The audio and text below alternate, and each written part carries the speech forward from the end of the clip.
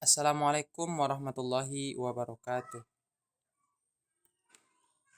Alhamdulillah, puji syukur kita ucapkan atas kehadirat Allah Subhanahu wa taala yang mana sampai saat ini kita masih diberikan kesempatan untuk melaksanakan aktivitas kita sehari-hari.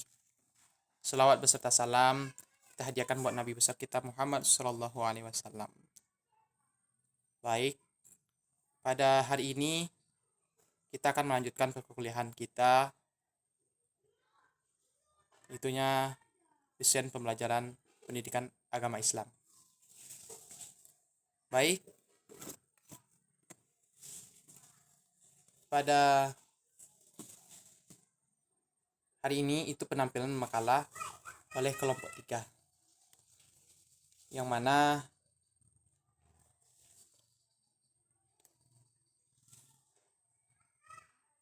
kelompok 3 ini terdiri dari Hidayatul Husna, Namira Nur Anissa, Rusda Anissa, serta saya sendiri yaitu Yuli Andri. Yang mana kami pada kelompok 3 ini akan membahas tentang media pembelajaran dan evaluasi pembelajaran. Kami melanjutkan pembahasan kelompok yang sebelumnya. Baik, kita lanjutkan.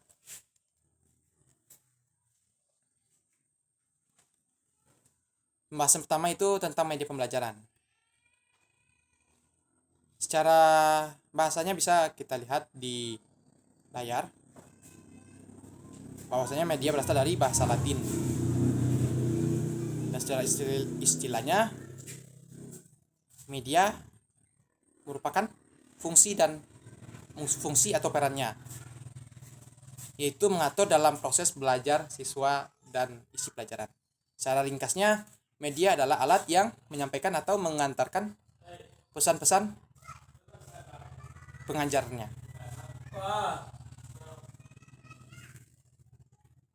Lanjut.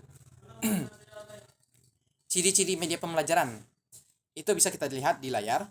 Itu ada ciri-ciri fiksatif, ada ciri-ciri manipulatif, ada ciri-ciri distributif.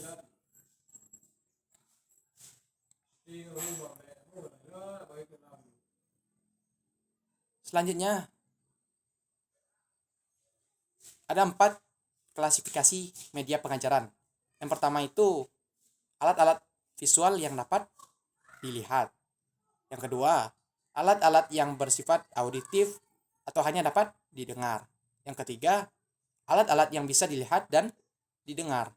Yang keempat, dramatisasi, bermain peranan sosiodrama, sandiwara, boneka, dan masih banyak lainnya. Selanjutnya,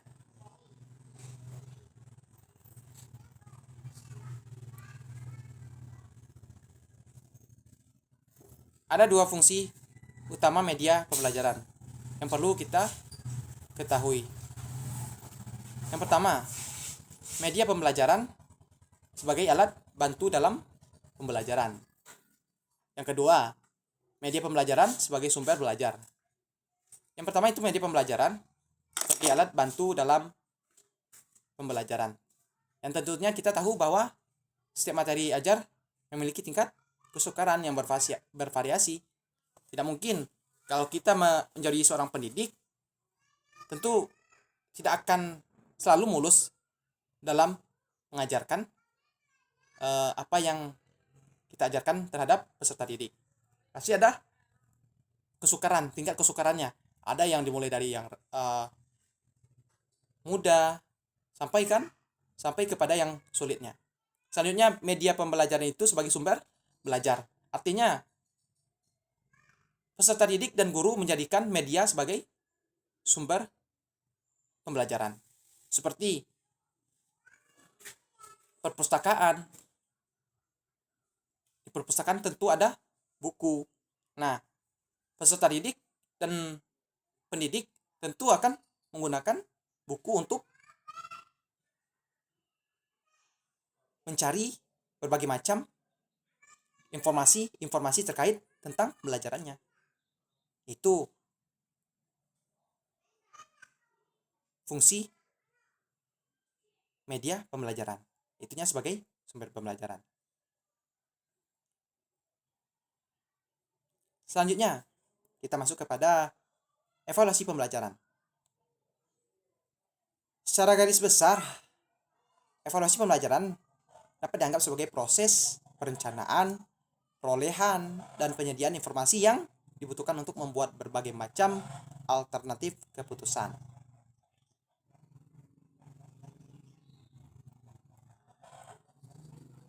Fungsi evaluasi pembelajaran. Yang pertama, fungsi instruksional, yaitu berkenaan dengan fungsi kepengajaran. Yang kedua, fungsi administratif. Itu artinya mengumpulkan data dan informasi para peserta didik. Yang ketiga, fungsi bimbingan, yang mana pengalaman belajar menunjukkan bahwa proses belajar mengajar tidak selalu berjalan lancar. Tentu ada rintangan dan hambatan.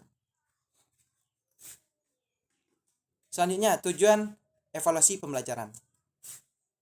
Tujuan evaluasi pembelajaran adalah untuk mengetahui keefektifan dan efisiensi sistem pembelajaran, baik yang menyangkut tujuan, materi, metode, media, dan sumber belajar yang kita gunakan. Selanjutnya,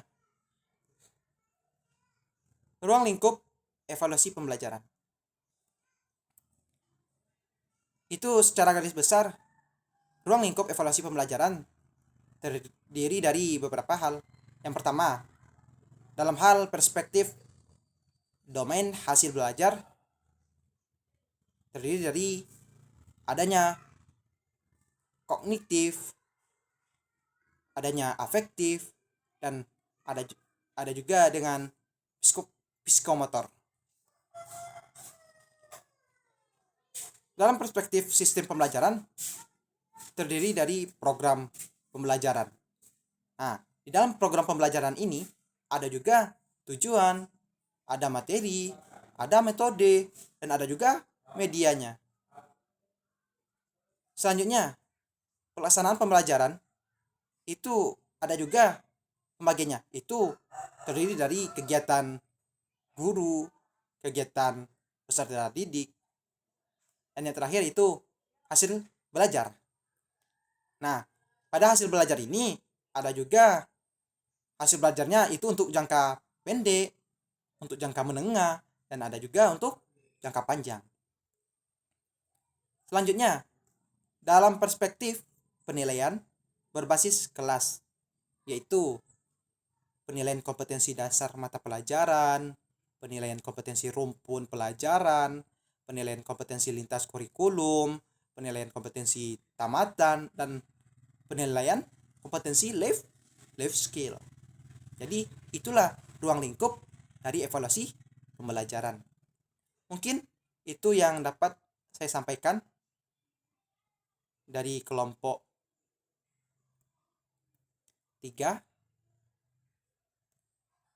Dan jika ada pertanyaan kepada rekan-rekan, jika ingin bertanya silakan. Terima kasih atas perhatian. Assalamualaikum warahmatullahi wabarakatuh.